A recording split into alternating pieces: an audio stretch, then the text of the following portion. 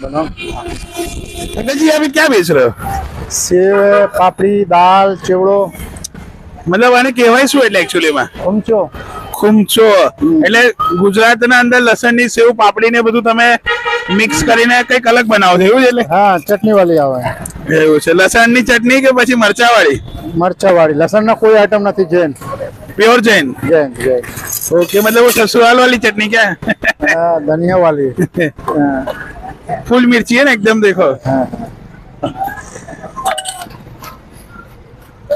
આ ચટણી એટલે વધારે પડતી છે ને ફૂલ તીખી કરવી હોય તો વધારે નાખો હા, હાઈ વોલ્ટેજ ના